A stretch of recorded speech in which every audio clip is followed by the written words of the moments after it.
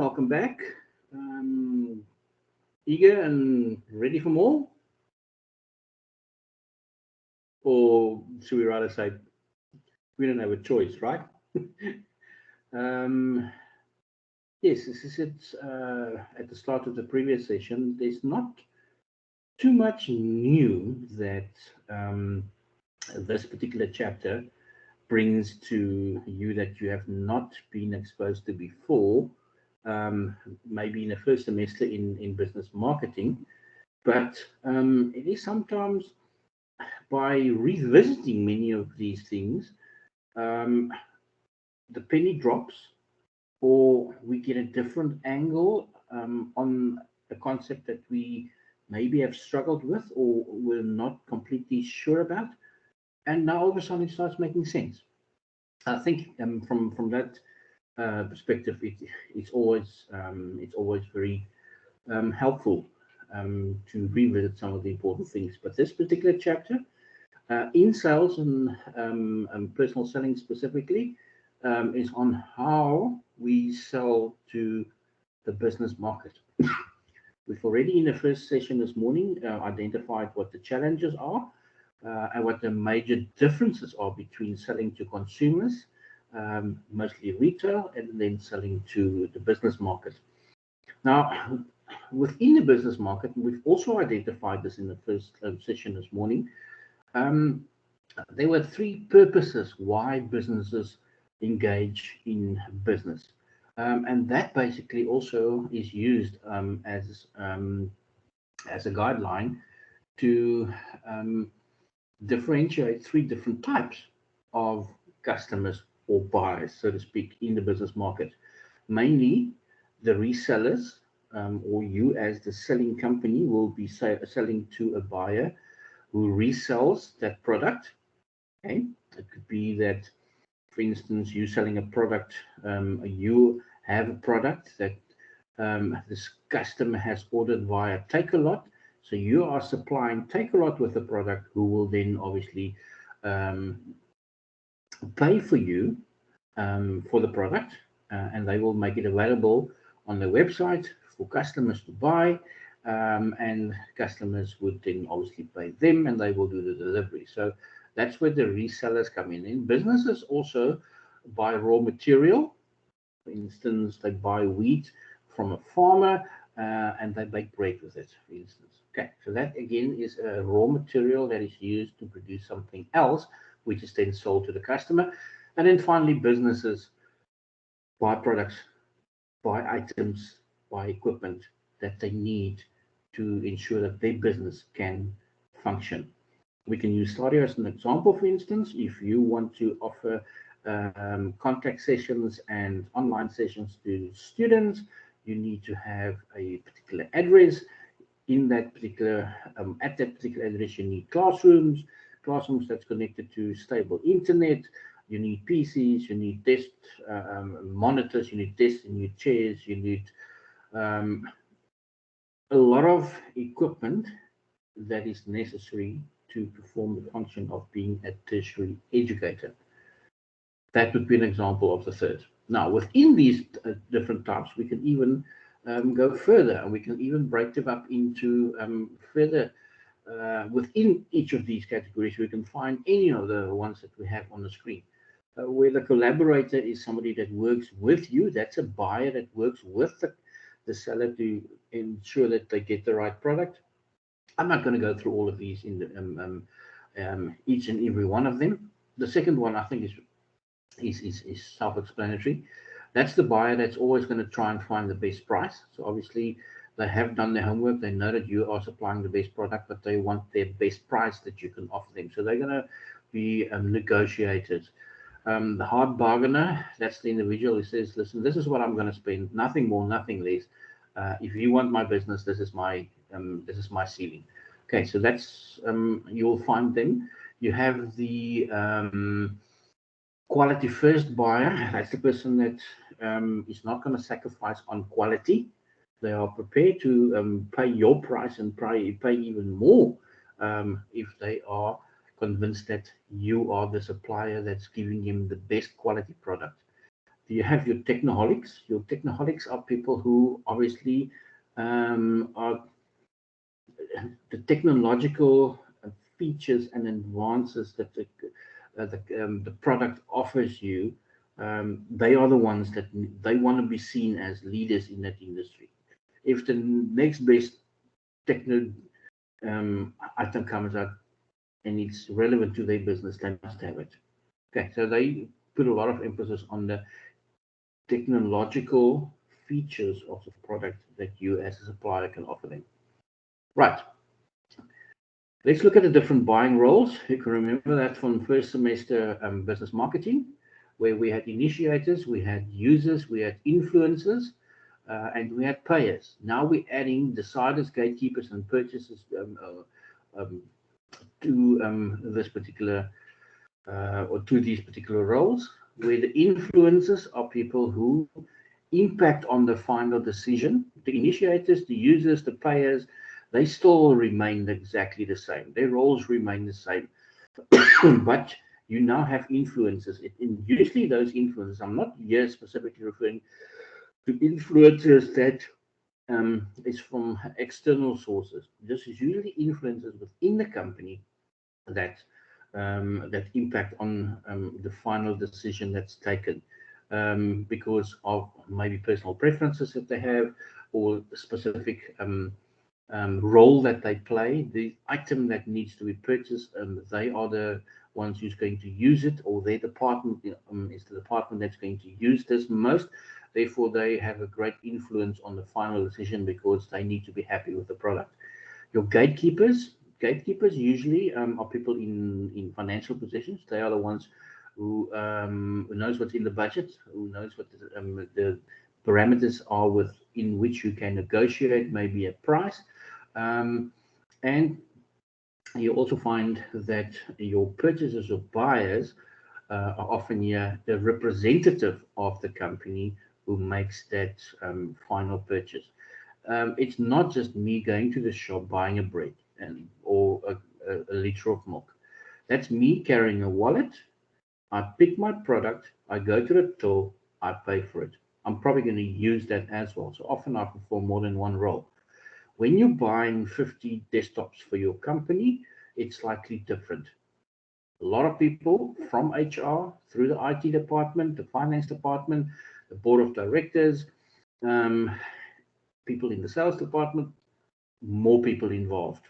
Okay, so the gatekeepers and the purchasers and the influencers are the ones you'll find is added to the roles that we already know, but they all play a very important role in the buying decisions of a company or of a buyer in the business market. What I've just said basically is summarized on that slide. Let's look at the different selling roles that can be fulfilled. You have your order takers. These people are people who basically, it's somebody like a salesperson, for instance, in a sportsman's warehouse. They're working in a shoe department. You walk in, you know, because you're a runner, if you're a pronator, if you're a supranator, you know what shoes you'll be using, you know what shoes you need to buy for your particular running style. You go to the, they still greet you and very friendly and whatever, but they don't influence your decision. You know what you want. You don't. They basically just guide you through the process. It could also be this person working at the till who's just basically completing the transaction. So there's no influence on your decision in this particular role. They basically take the order. If it's in the business market, it will be the person working at the seller's company who basically takes the order, who fills in the forms, and who then gives it to the next person in line who needs to ensure that the products are distributed and shipped off to the buyer. Your persuader or your sustainer, they help the buyer by providing them the correct information whenever they request it, to help them and to support them to finally make a decision. So they have a very persuasive role that they play, but the persuasiveness is not because of necessarily their selling skills, but it's because they fulfill the role of supplying information that the buyer needs to assist them to make that final decision. You can also have the role of a motivator or problem solver, which is one of the important functions that salespeople in the business markets will have to do. Because if you can identify because you've prepared and done proper research on your customer, you would know exactly what they are battling with. If you don't have a product similar that can solve that problem, you know that you can ask your technical people to design and manufacture something that can satisfy that problem. So you are part of the solution. The product at the end of the day is going to solve the problem, but you are very instrumental in assisting them and motivating them, helping them to solve that problem.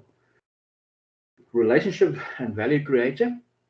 We have identified in the first section of this chapter that is one of the main functions that you as a seller in a business market needs to be able to do. And that is to ensure that you win the trust and respect of the potential buyer, because that will result in eventually in a strong relationship that has mutual trust, and then they will eventually become your client. Right, let's look at four different types of selling.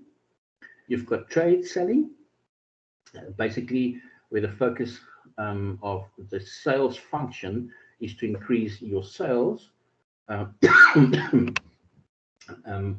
providing the merchandises, the products, maybe demos, and then also promotional support, where you go to the buyer, or to let's say, for instance, you've got a company that sells a specific product. You only contribute towards providing them with raw materials to manufacture the product that they're going to sell. But when they actually eventually sell that product, you assist them, because one of the key ingredients in that manufacturing process, you have supplied them, and therefore you can actually assist the end user, the person who's going to buy from them, with sufficient information and support in how to use it correctly.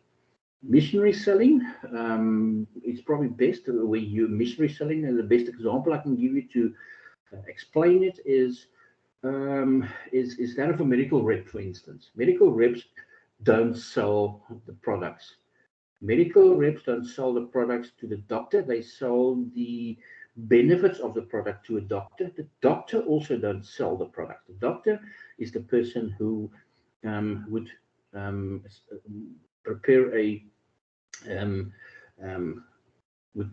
a script for you that you will take to the pharmacist to get the medication that's going to make you feel better.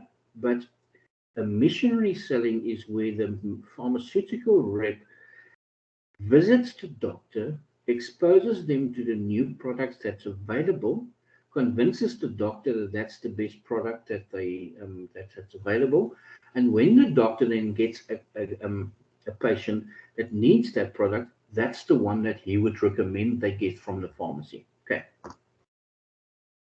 Again, no direct involvement between the actual product and the end user. You also will have technical selling. Technical selling, we've said to you earlier in the session that people in this particular in the business markets are more educated. They definitely know more about the technical specifications of the item that they are looking for, and therefore they will not compromise. That's what they need. Otherwise, their business is not going to perform to its capacity. So the technical selling that happens is where if you don't have the technical skills, we touched on it previously about the key account managers, you will put the technical people from your company in contact with this buyer's company. So the technical issues that you are not necessarily expert of, you can refer to somebody in your company to help the potential buyer. New buying and selling. Here you can actually assist the customer to create a new market. Remember, if you're selling a product to a customer and you are involved in problem solving, you can sell the product that you or convince the buyer to buy the product that you are selling if you can focus on the benefits of them creating an extended market to what they are already selling to. If they are selling to a certain specific type of customer, with the possibility of that customer needing the new product that you're trying to sell them, you can assist them in creating that market by supplying information about the profiles of the and the demographics of that particular new type of customer. Right. Types of business purchases. It goes hand in hand with what we've said already, and you can see that often it appears as if there's a lot of duplication, but it's again it's actually confirmation of what we've said already. We know that personal selling in business market involves at least two types of purchases, although there's a variety. But the two that's most significant is that of direct materials and indirect materials. Where the direct materials refer to the actual raw materials that's necessary in a manufacturing process so they can actually produce a new product. With maybe a variety of other raw materials, okay, whatever is part of the recipe. You can't just have wheat and make a pizza. You need a combination of raw materials to eventually make a pizza. Okay, indirect materials is where you don't necessarily sell a product that the end user, the consumer needs, but you are supplying materials that the company needs to ensure that they can perform their business. Similar to what I've just earlier on used as an example of Stadio needing desks and desktops and keyboards and monitors to actually have a campus to offer the equipment that's necessary on a campus for a business, or for them to be able to function as a campus and offer the services they want to customers, students in this regard.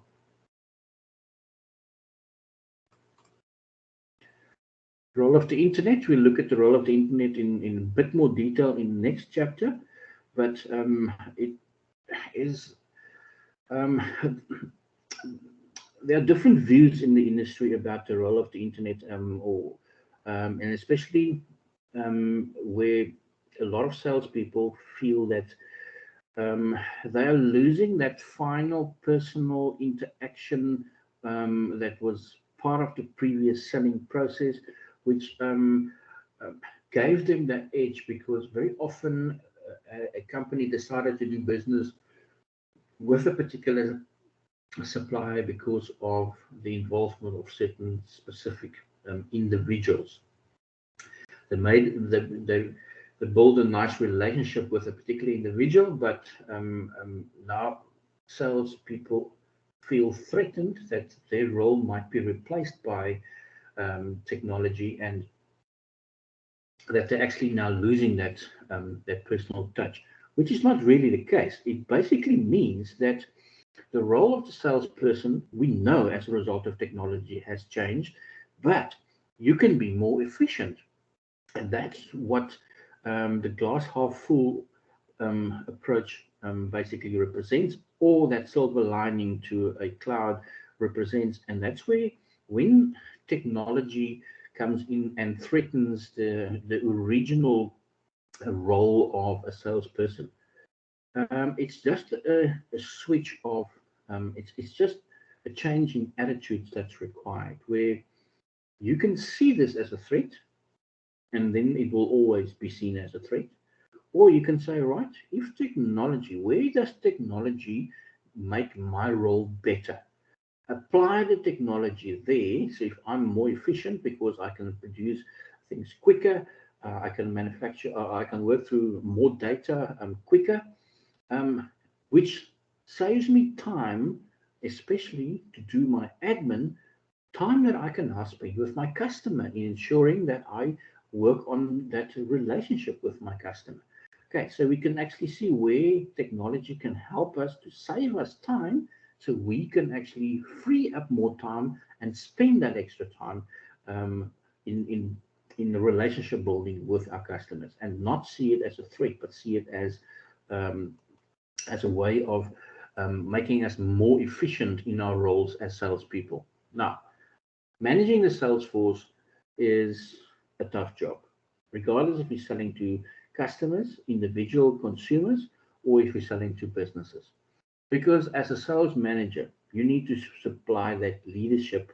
You need to lead from the front. You need to be the person who are very driven and have high standards of performance. Because if that is duplicated, then your sales force will be efficient as well. If you're very driven to reach certain targets and make certain objectives, um, it does rub off on the members in your sales force. But the sales manager are going to have to perform a lot of varied roles to ensure that the sales force is managed effectively. You're going to get involved in all the aspects that we find there on point 3 on the slide, from product innovation, research, and obviously you will have experts in this field, but your role as a sales manager in the business market is more that of like a conductor of an orchestra. The conductor of the orchestra has probably one or two um, musical instruments that he or she prefers or can play. You don't qualify to be a conductor of an orchestra um, if you have the ability to play every single instrument in the orchestra. You have a specific ability to ensure that all the different instruments and the players of those instruments in an orchestra um, work together so the sound of the collective effort is one of a very great song. And that's similar in your business, similar to the role that the sales manager plays when he or she manages their business force. You're the conductor. You don't have to be expert in all of these elements that we've listed, from product innovation, research, strategic planning, budgeting, pricing, channel management, advertisement. And we also said that yesterday that the successful people are the ones who surround themselves with individuals who have certain skills and who are experts in their field. It was Steve Jobs who said that we don't hire the smart people and then tell them what to do. We hire smart people to tell us what to do. I think that is very important. If you want to be successful as a sales manager or managing a sales force, you have to admit that you don't know everything and that you actually are there to ensure that you get the best out of everybody in your sales team so you can collectively work together as a team to be more efficient. That's basically what this section is about and what this specific slide is about. I've mentioned that. I'm not going to necessarily need to spend more time on the slide um, ahead of us. Right. It is also important, however, that you do set specific standards, you lead by example, but you also have measures in place to evaluate if your sales force is performing in line with what you expect. Now, you can use your sales quotas. Have they reached their targets? Have they made their sales targets? As one way of measuring it. You can actually have activity points that you allocate to ensure if they get to the number of prospects that they should. And then obviously you have to evaluate what the end result was, the actual performance was, versus what you have set out initially as your projected or expected target.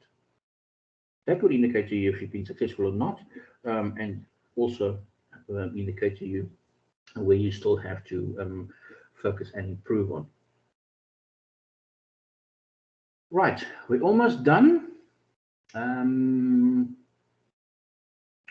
That's not necessary to go through that particular section of the work. I just want to get to that last section, which is the one on the steps. Oops, a daisy. The selling process. Remember, we went through a selling process, the selling cycle in chapter 1, those 10 steps when you're selling to consumers. Now, how does that apply specifically to sales in the business market? Well, you still have to start with prospecting. You obviously will have fewer customers because a business market, if you are selling photocopiers, for instance, there's only a limited number of customers that you can approach, as opposed to the whole wide world out there needs bread, water, and milk. So for retail sales to the consumer, it's totally different because everybody out there that breathes basically need the basic elements to survive, and that is food. Okay, so that's quite easy and simple. So your prospecting just starts with a much larger market. Where prospecting in the business market is slightly different because you have to spend more time in qualifying your leads to become prospects. You have to do more research, and you do have to do more planning to ensure that you know everything about your customers or potential customers or prospects. The pre-approach is still the same. You still have to plan properly. You still have to spend a lot of detail on not just what your customers want, but also what your competitors offer. Remember, because there are fewer potential customers, there are also fewer sellers who would be competitors to you. And therefore, if you spend sufficient time in your pre-approach, you'll be able to pitch a good presentation to the prospective customers, well, or the prospects, because you have done your homework. And this is basically what the pre-approach is about. It's about doing your homework. It's about analyzing the potential of the company that you want to present to, that you want as a potential customer. What are their current turnovers? What is the potential that they can turn over? Is it worth our while to engage in a long-term relationship with these customers or with this particular customer?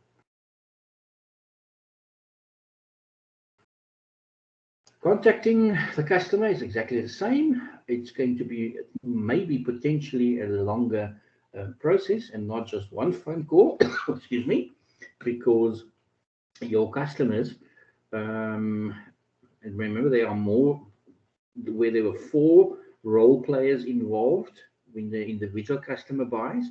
We've added the gatekeepers, we've added the influencers. So you're not going to immediately get necessarily to the right person who can make the final decision. So you're going to maybe have to take more phone calls to get to that specific person that you need to, who you need to do the presentation for, which is the next step. And you're also not going to just necessarily do one presentation. You have to probably do different presentations to different groups of people at the business. Remember, it's a business market. It's a longer process. There are more presentations necessary. You are not trying to sell pencils and pens to a school. We know they need them. They know they need them. Okay, so it's easy sell. It's something slightly different here. We're talking about an expensive item. We're talking about a durable item. We're talking about a much bigger transaction in the monetary, when it comes to the monetary value of the transaction. And therefore, one presentation itself, you'll be very lucky if you only do one presentation. It can, however, be one presentation if the buyer ensures that all the gatekeepers and influencers and deciders and payers, all the role players are present when the first presentation is done. The first trial close goes exactly the same as you do with a retail consumer sale. It is a slightly bit more complex though. You are probably going to require to do a follow-up presentation, but the pre-trial or first trial close is still the next step that you do after presentation, because you need to know, and that's what the trial close presents, an opportunity for the customer to give feedback and say what has been lacking in the presentation, what they still want in the presentation, what more information they require that will help them to make a decision. There will be objections, but the objections are not the ones that you're going to find with a normal customer that says, I don't like the color of this.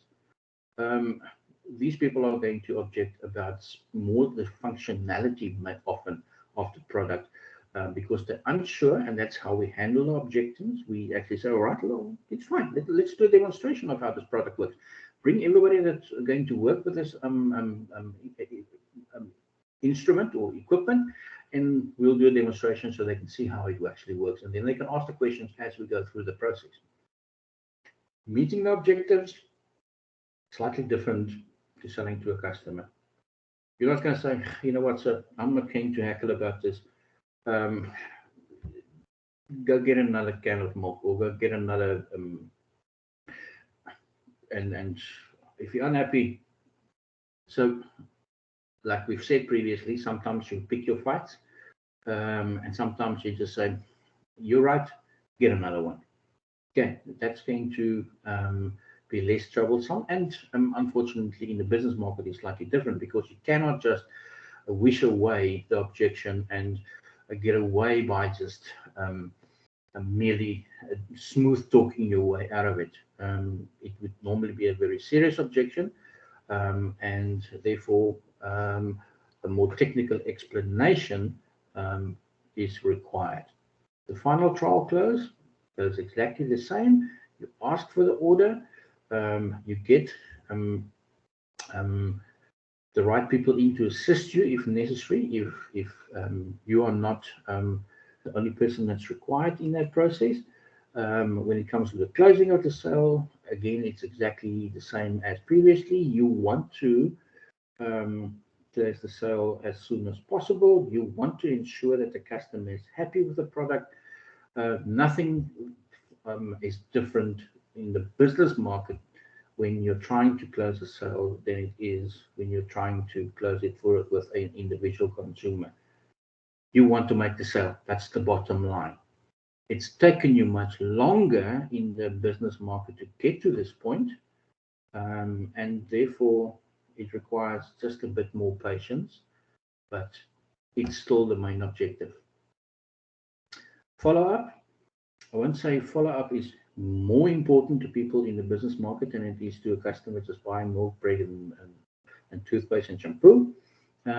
It's equally important, but it is so important that you follow up these customers more regularly than you would normally have done with just a basic consumer or who's buying household goods. The follow-up is to ensure that the product has been received, to ensure that the product has been installed properly, to offer them to maybe assist them with the installation, to offer them to train their staff, to upskill their staff on a regular basis. If a new element is available, upgrading the product, it's a continuous process. And because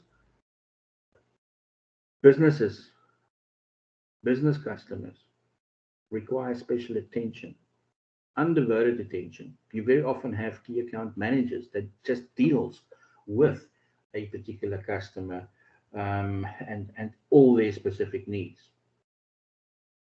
That is what's required, because follow-up is essential in business market selling. Teresa, Luando, are you still standing? Both of you? You all good? You hanging in there? We have successfully negotiated chapter 14, which is good news, which means that we can actually knock off an extra couple of minutes on today's session, about 4 or so. But it also means that we will do chapter 15 tomorrow morning, which is great, because then you will only have one period tomorrow, and that would be the first one. So you get some discount as well on a Friday, and the fourth period tomorrow is not necessarily going to be required for us to complete this curriculum, which I think both of you and most of us would welcome. Any discount is always good. If you can actually have some time off to maybe recover or to recoup or rest or take a power nap, Teresa, queen of power naps, then it's all good for everybody. Is everybody good? You both of you are fine?